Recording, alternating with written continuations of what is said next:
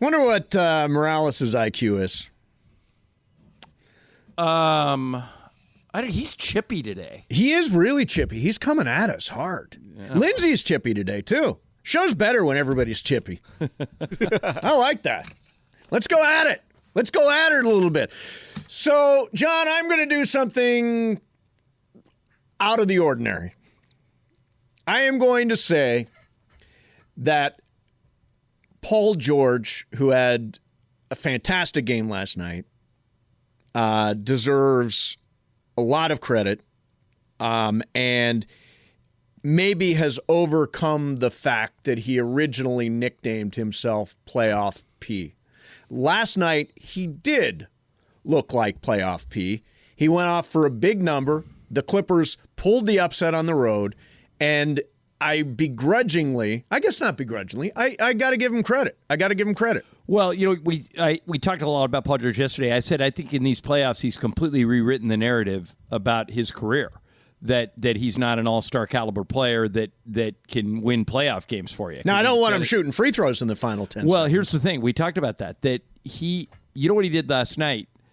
He played so well that there was no crunch time. Right. He had him so far ahead that it didn't matter. So, maybe he is one of those guys that just, doesn't do well with everything on the line in the final minutes, but he played so well. Macy had 41 points on 20 shots. Think about that. 41 points on 20. He made 15 of 20 shots. Sure. This guy has solidified himself as an all-NBA caliber player, and I wondered if he was ever going to be able to carry a team, and last night he showed again that, maybe not every game, but he can do it. If he lays an egg in Game 6, what happens? Then has he rewritten his narrative because he would have lost Game 2? Yeah, I think every playoff game this postseason, he's had north of 20 points. I think the only guys who ever do that before are Kobe and LeBron. So even if he lays an egg in Game 6 and the Clippers go out?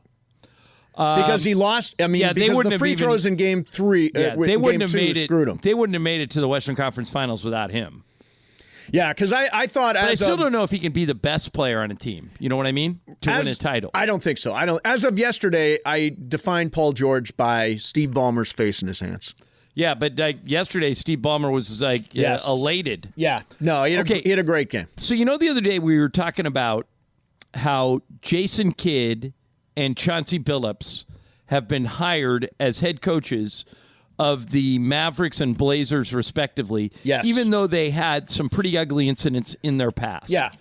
And you and I both agreed that people deserve second chances. People deserve to evolve. They're not the same people that they were 20 years ago.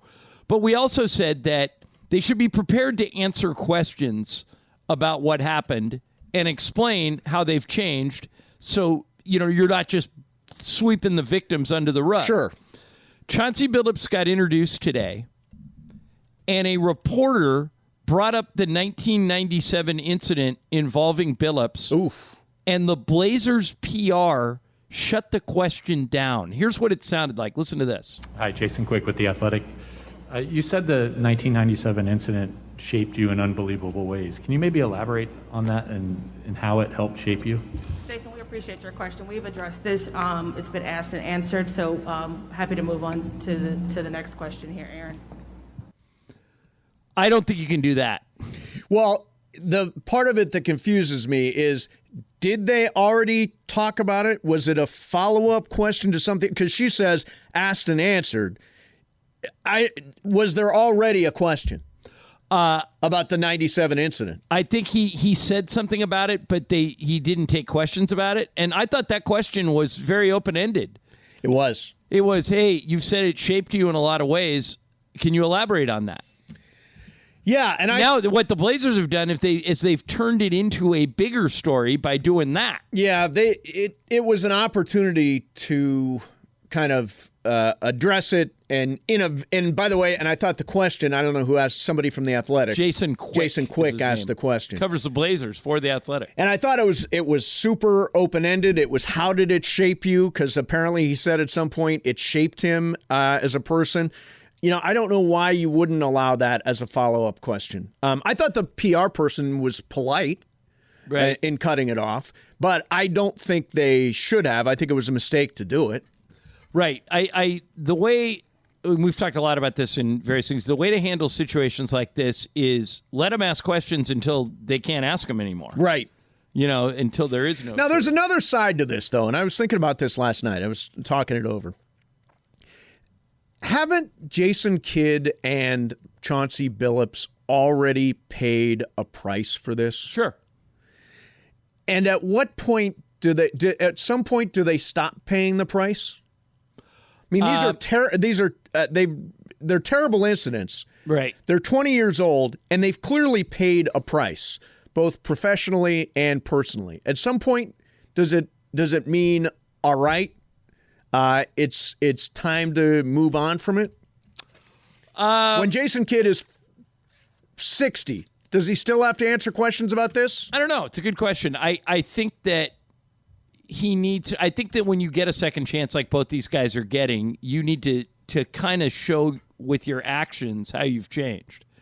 And so I think they're, if you have those types of incidents on your past, you better not get another one, because then I think it could sure. Then it becomes a pattern. Absolutely. But if you're asking, do they need to answer questions about it every year they're on the job for the rest of their coaching careers? Probably not. That's why I would do a answer till you drop press conference. This is a common thing in politics. Hey, ask me anything you want. Let them punch themselves out. What do you want to know? Yeah. And then it goes away. So I wanted to talk about A-Rod. We've talked about A-Rod recently. And A-Rod has been a desperate man lately. J-Lo dumped him. He went on social media and he made a post saying his life is not complete without J-Lo, and he played Coldplay Fix Me in the background, which is actually one of the best Coldplay songs, but one of the sappiest in this particular circumstance. I Will Fix You. He also bought a house or rented a house a couple of blocks away from J-Lo in the Hamptons for the summer. Weird. He started dating one of Ben Affleck's exes, which is weird. And now he has posted a shirtless photo of himself because apparently he's been working out a lot. The shirtless photo thing, I can't imagine ever being in a position where I put out a shirtless photo, even if I did work out a lot. Can you? I have a shirtless photo. No of you. way. I No. do. Yeah. Find it. We were goofing Prove around. it. Yeah. Okay. If I find it, do you want me to put it out? Hell yes. Okay. You kidding I gotta me? look. I like anything that goofs on me. Yeah. I think you had a mullet in this picture too. Nice. Even better. Mullet and shirt. Was this the With a baseball bat. With a baseball bat? Yes. Yeah, but I I don't love know this where, picture. I don't know where it is. You don't have a copy of it? I do not. I wish I Okay. did. Yeah, I send had it out. one at some point. If I can find it, I'll send it out. Yeah, send it out. I did it for THT on Thursday.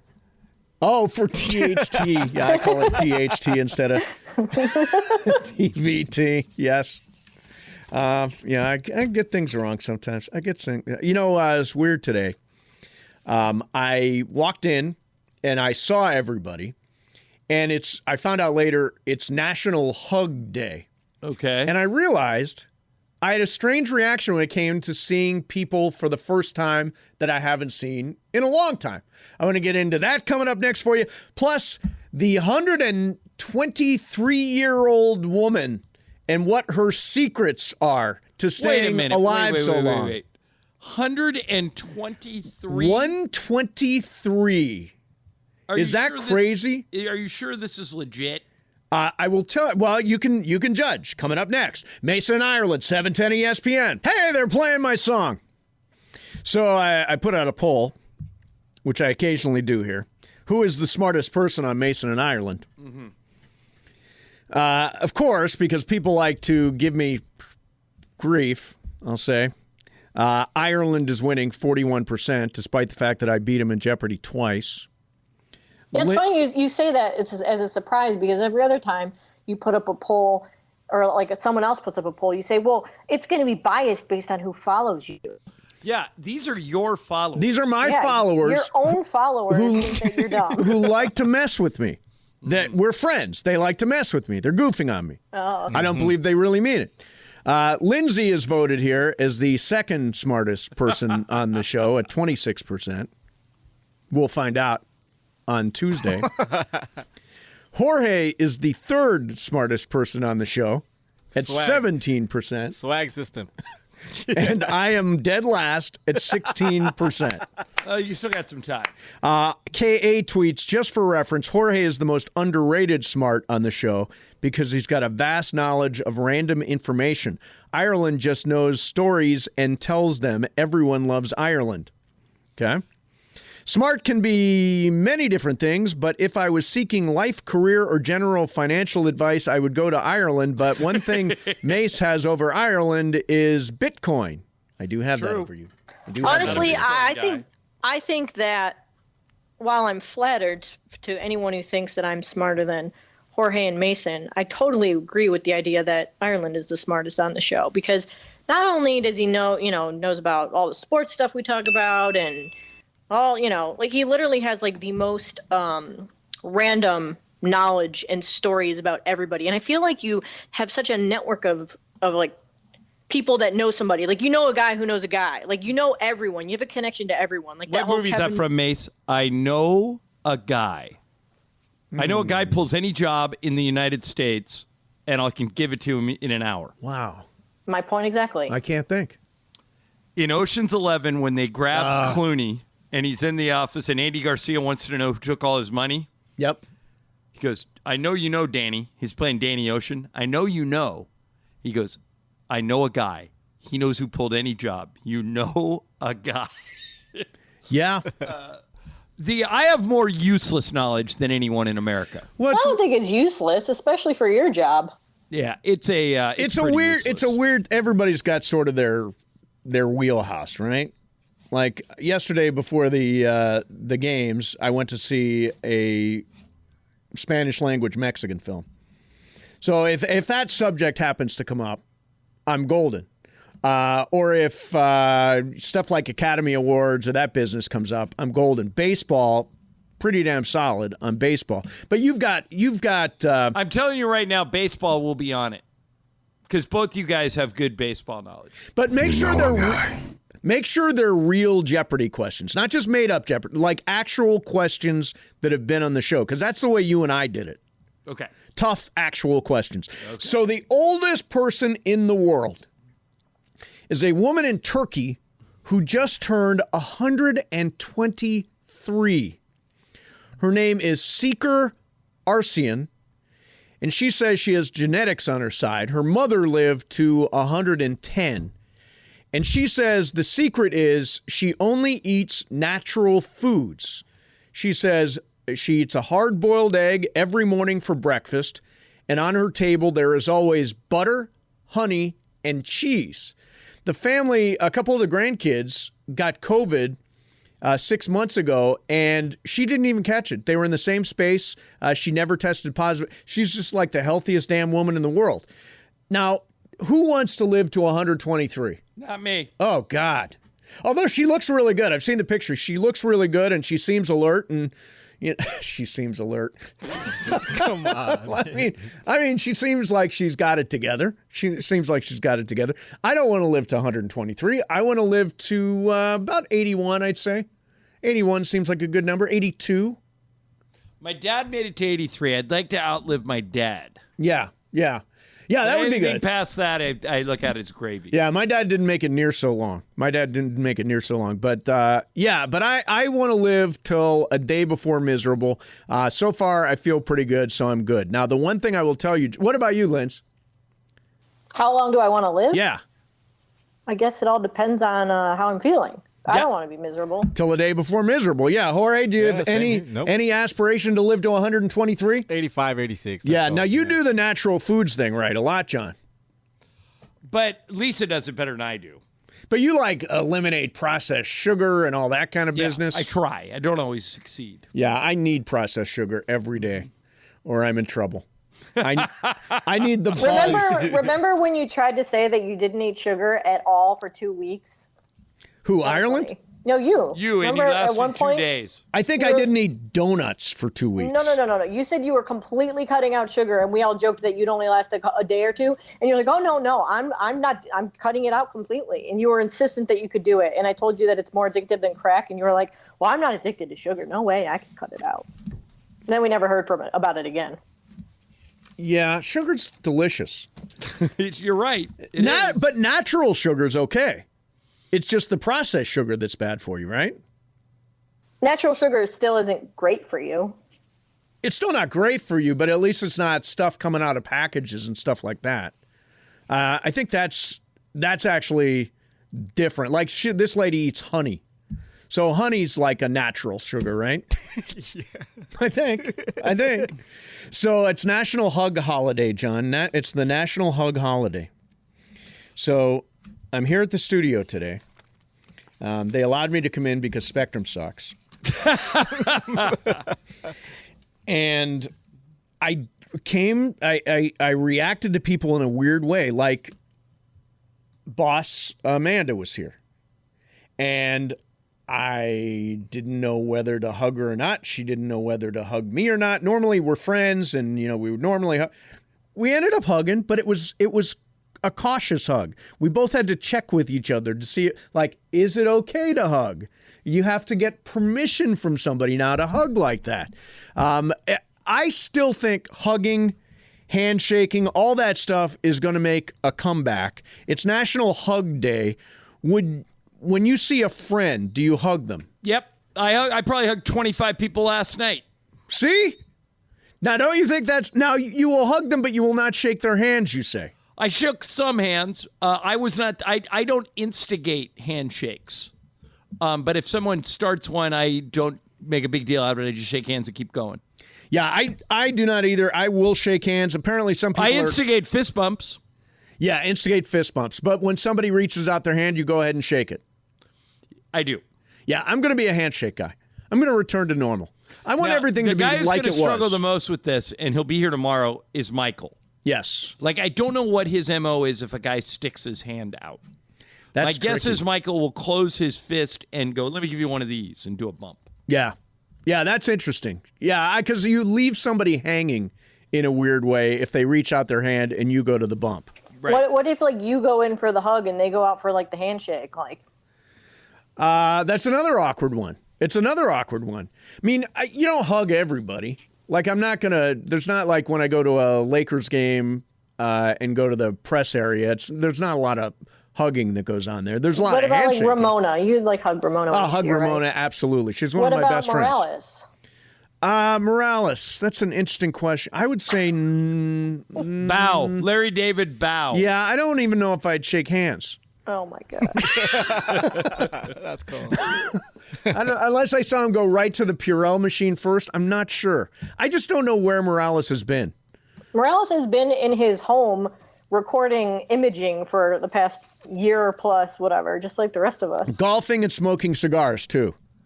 And I told Morales today, he's very worried about me, John, because I skipped golf yesterday. Mm-hmm.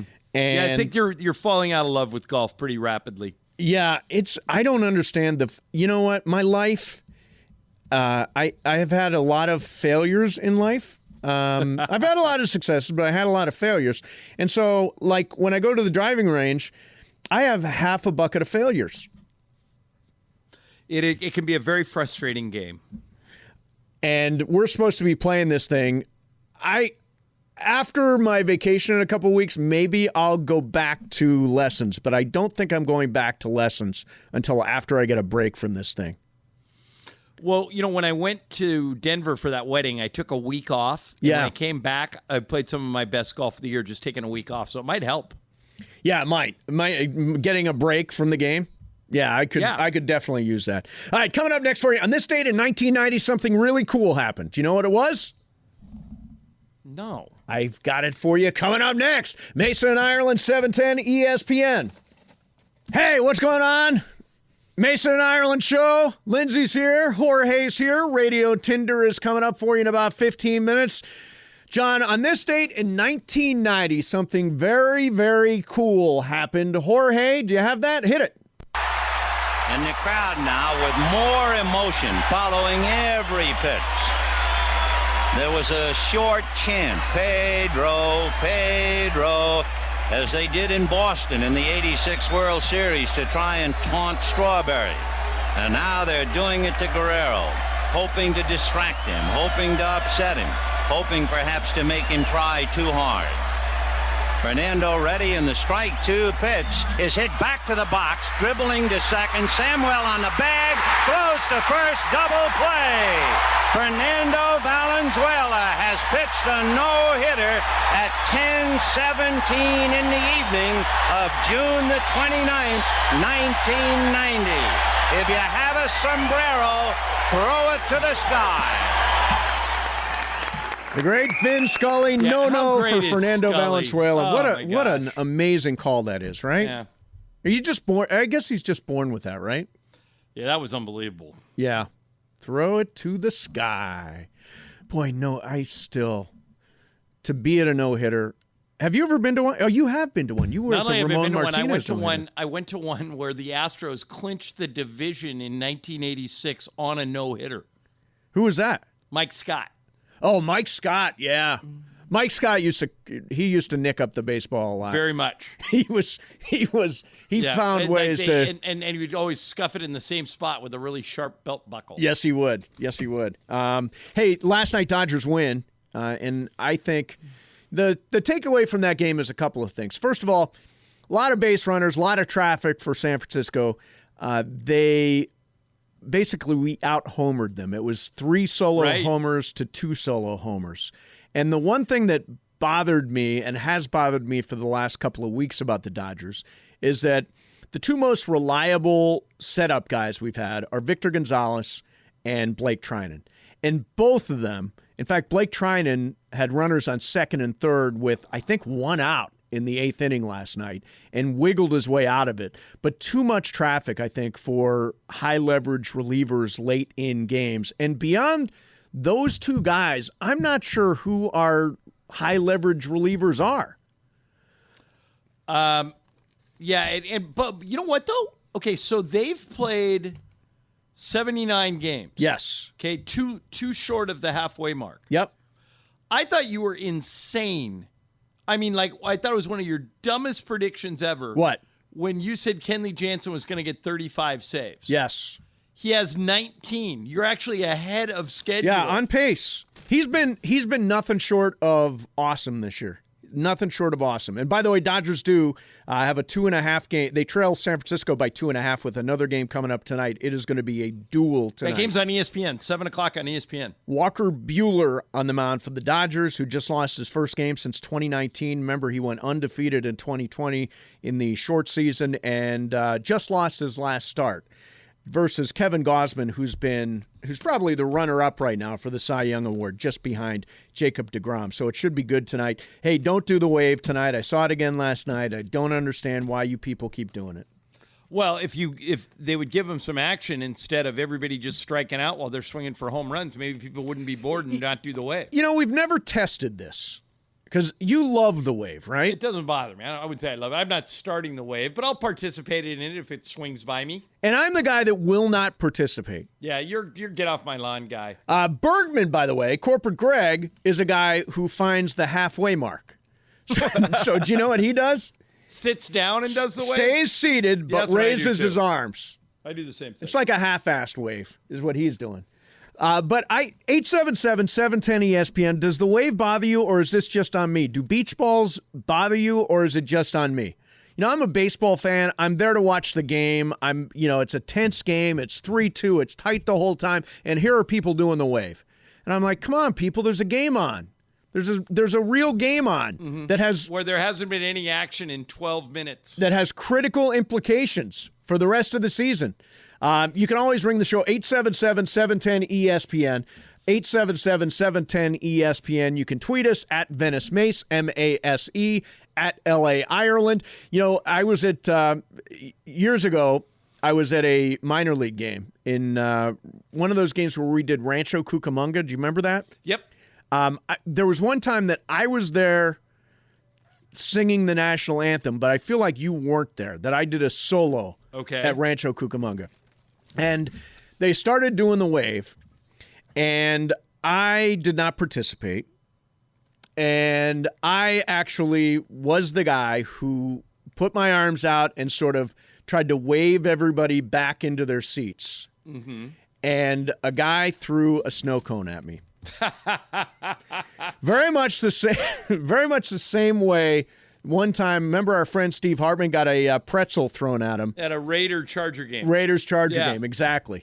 At the Black Hole. By the way, will there still be a Black Hole at Allegiance Stadium? It's a great question. At the Roomba. At the Roomba? Know. I'm not sure. That's a great sure. question. I would imagine there will be. They've got a fancy club on the field. I know that much. Yeah. With all the fancy people who don't necessarily pay attention to the game. Yeah, there has to be for all the people that dress up like in Halloween Raider costumes and. Yeah, I would imagine there's no question. Let's go to Jonathan in Riverside. Jonathan, you're on 710 ESPN. What are you doing, dude? I'm actually driving home from work right now. So I went to the game on Saturday with the walk-off Cody Bellinger. Yeah. And the hot dogs are horrible. I'm sorry. First thing, hot dogs horrible. I couldn't finish it. Horrible. I've been going to Dodger Stadium since I was 5 years old. Completely agree with you. It is not the same. I don't care what they say. It's not the same. Not even my 4-year-old son wanted to finish it. He loves hot dogs. Second thing, I used to be a wave person, but now I'm older. I do the half wave, sit down, and put my arms up in the air because I like watching the game. Yeah, me too. Yeah, and I guess the half-assed wave thing is something. I just find it to be a distraction from watching the game. Just distracting.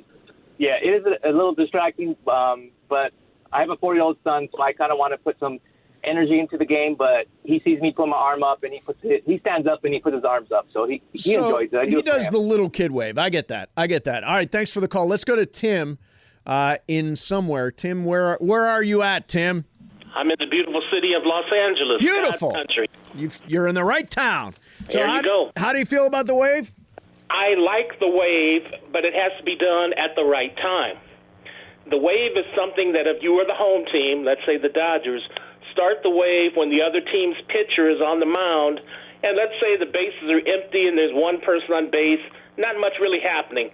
By starting the wave and creating that noise, the pitcher's brain begins to think that there's an artificial state of urgency. His brain responds to this noise and thinks something is going on. It raises tension, and a situation with just a runner at first base and nobody out all of a sudden becomes, in his mind, there's something critical happening here. So you got to pick your spot. You got to know when to do it. Last night they started it, and the next pitch was a double play, so it doesn't always work.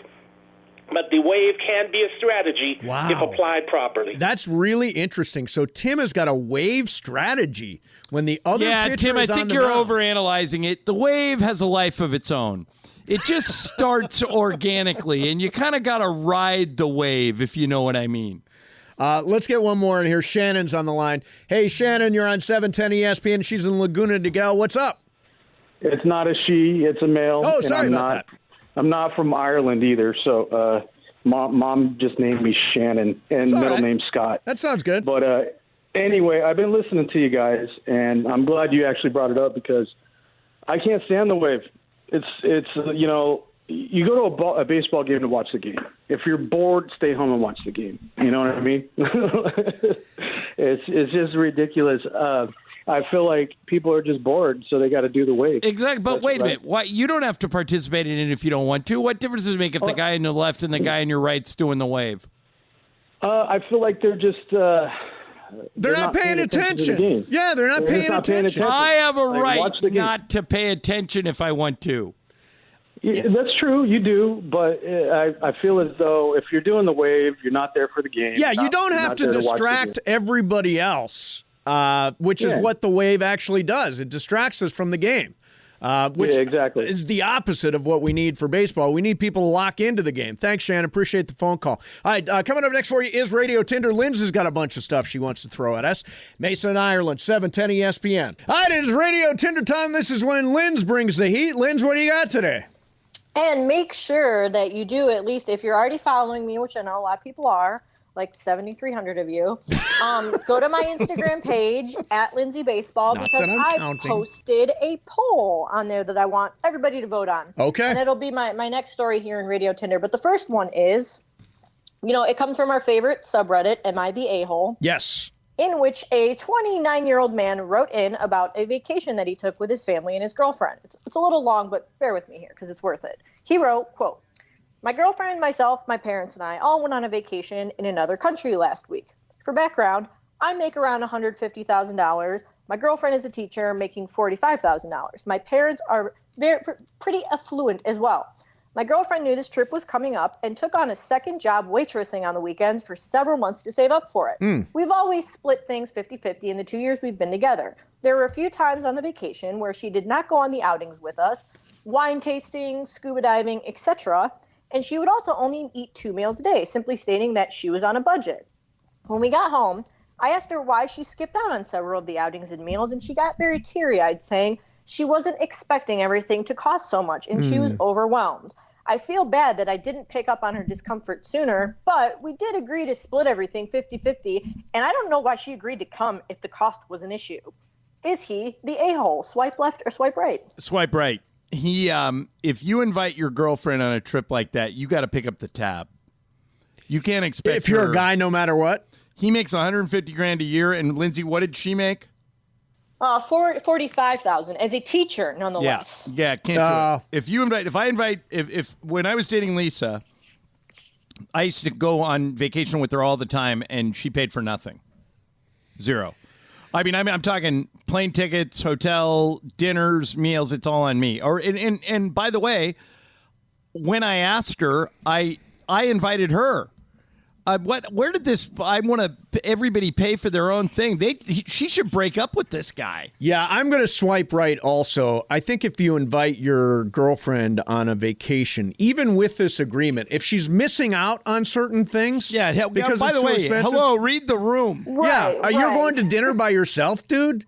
Yeah, with his parents, and he even mentioned in there that like his parents were like, "Oh, is something wrong with her? Maybe she has an eating disorder. Why is she only eating 2 times a day?" And he said he would go back to the hotel and notice her stomach grumbling.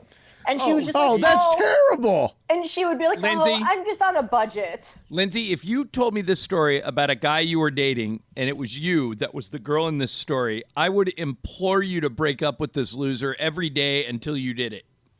Well, it's funny because in the story, he also mentioned that when they got home and they had this conversation, she said something like, "I don't know if this is really going to work out for us long term. You think? If I'm going to be expected to, afford these type of vacations again in the future, because I certainly don't want to miss out on them, but I'm a teacher. I can't really pay for them." So even though they made this agreement, what kind of idiot is going to sit there and let his girlfriend go hungry and let her stomach grumble because she said she's on a budget? And if you invite your girlfriend on vacation with you, I've never heard of an arrangement where the girl would be expected to pay. Have you guys? No, I have not. If you invite somebody on a vacation, you're picking up the tab. I mean, when I was dating my ex-boyfriend, which we dated for, 2 decades, so we went on a number of vacations, and, I feel like we split things 50-50. Like, there were some vacations If you would offer to pay for some stuff, Lindsay, because you feel like that's something that's important to you, I would let you pay for dinner maybe once while we were there. But or if you came to me and go, "Hey, look, I really want to go to Fiji. I've never been. Let's go. I'll pay my half. You pay your half, but let's go." If you came at me that way, I would talk to you about it. But if I invite you to go on vacation with me to Hawaii, I'm not making you pay for anything. Right. And it's not necessarily, like, for example, if the reverse, let's say the guy is a teacher making $40,000 and the woman is making $150,000 doing whatever. You know what I call that? What? The dream. That's the dream. Yeah. But at what point in a relationship do you pool your money? Let's skip ahead to this because I find this really interesting. John, at what point in your relationship with Lisa did you just pool your money and say, it's all ours? We had been dating several years, and her car was no good anymore. She needed to buy a car. She didn't have the money for it. And I go, I'll pay for that.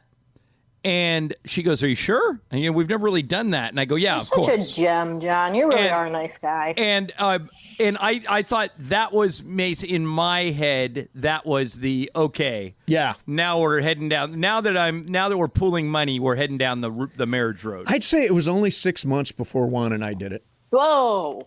Because we just knew. I mean, we moved in within 2 months. Yeah, you guys move faster than the non-gays. I'm telling you, it's like you've always. I don't know anybody who moved in together with a girl in 2 months. Oh, don't you think that happens? When it's real, it's real, right? When it's love, it's love. I'm Lindsay, naive. do you know that anybody way. who moved in with their significant other within 2 months? I do, actually. My old roommate, my first roommate when I moved out here did. We just re-signed a new lease, and like 3 weeks later, she was like, things are getting really serious with me and John, so I think we're going to move to the Valley and rent a house. So you have a month to figure out what you're going to do. That's actually an interesting question. How long do you wait in a relationship before you move in together? Maybe we'll take some calls on that. 877-710-ESPN. Let's do that. 877-710-ESPN Apparently, after in your Radio case, Tinder. the answer is 2 months. 2 months. Yeah. I wouldn't unless I knew for sure that I was considering marrying them. Yeah, and I never pooled my money with my boyfriend. We lived together for 15 years or whatever. And my money was still my money and his money was his. Interesting. He did not have access to mine and vice versa. And I wanted to keep it that way. Yeah, we have a bank account, and that happened pretty quick, within 6 months, I would say. Because I'm naive and I just believe in love and all that. But I mean, it's lasted almost 16 years now. So my judgment was correct. But yeah, no, we did move really, really fast. Really fast. All right, Linz, what's next? All right, so the owner of a Flintstones-themed house in a posh San Francisco suburb has settled a lawsuit with the town of Hillsborough. So if you follow me on Instagram, @LindsayBaseball, you can vote on this poll that I posted, which has the photo of the house in question. It's literally the Flintstones-themed house. I've seen this house before. Yeah, it's very colorful, to say the least. It's colorful. It's got the dinosaurs out front. We also posted it on Twitter at ESPN Los Angeles. But anyway, the homeowner of this crazy Flintstones house defended her colorful, bulbous-shaped house and its elaborate homage to the Flintstones family, which features Stone Age sculptures inspired by the 1960s cartoon, along with aliens, dinosaurs, and other oddities. The town, however, called the dinosaurs and the life-size sculptures a highly visible eyesore and sued the homeowner, alleging that she violated local codes when she put the dinosaur sculptures in the backyard and made other landscaping changes that caused local officials to declare it a public nuisance. So now they've settled everything, and they're going to allow the homeowner to keep the weird Flintstones house and all the sculptures as long as they provide the proper building permits. But I want to ask you guys, would you be okay with this public nuisance, so-called, being your next door neighbor? Swipe left or swipe right? Probably not, just because it lowers your property values. Yeah, swipe left. I mean, I got a lot of money in that house. I don't want the property values to go down. I mean, John, you remember when I lived in Westwood? Yeah. The people next door to me left up the Christmas lights all year? Left up Christmas lights all year, painted their house pink, and put a pond in their front yard. I mean, I was like, Come on. I was way too much. It was way too much. It's like enough already. Now, did I ever have that conversation? No, I didn't. But did I grumble about it? Yes. If it was a Flintstone house, would I say something? Absolutely. Really? Yeah. You don't think this is one of those things where, I mean, I'm assuming people can like walk by or drive by and visit it, that would probably be super annoying. That'd be annoying, yeah.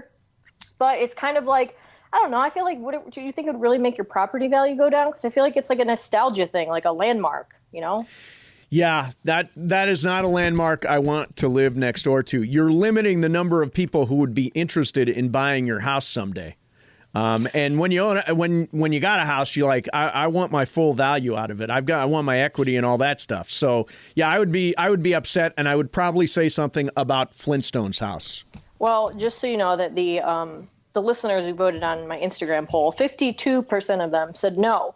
So it was close. It wasn't like a hell no, but 52% of them said no, they don't want to live next door to that, quote, public nuisance. Yeah, I don't want to live next door to Wilma and Fred. Okay. Well, last one here. Megan Thee Stallion is giving back to hotties and encouraging financial literacy. Earlier today, the hip-hop artist partnered with Cash App to give away $1 million worth of stock to her fans. She also released a video teaching fans about investing and building wealth with stocks. All you have to do to be part of her investment giveaway is comment on her latest post with your cash tag or tweet the hashtag Cash App for Hotties with your cash tag. So 2 questions here. 1, should young women take stock advice from Megan Thee Stallion? And 2, will you tweet Cash App for Hotties to try and win some free stock? Swipe left or swipe right? I will not do it, Lindsay, but my question is, did you do it? No. Really? Why not? Well, I mean, I just read about it, and I don't know if I really do. I want free stock for Megan Thee Stallion, and the reason I ask you guys is because when I have an unanswerable question, something I cannot figure out, the first place I turn is Megan Thee Stallion. Exactly. That's what I want to know. Do you think I, as a young woman, should take stock advice from Megan Thee Stallion? Wait a minute. Let's give some credit to Megan Thee Stallion and female empowerment. And I like that song WAP as much as the next guy. Yeah. I like Megan Thee Stallion. I bet she's got to be smart to do what she's been able to do in her career. You don't accidentally become a major star. She's got something. You think you accidentally become a major star? I think luck has a lot to do with it. Being in the right place at the right time and the right. Well, I do agree. I do agree with that. But I would not necessarily scoff at stock advice or investment advice from Megan Thee Stallion. I'm not going to tweet what do you got to tweet? Hottie? You should. That's why I wanted to see if you would do it. Hashtag Cash App for Hotties. Cash App for Hotties. Okay. Tweet it, man. And I can win something? Yeah, she's giving away like 10, 20, however many dollars here and there to people that tweet that. Okay. I'm for $10 or $20.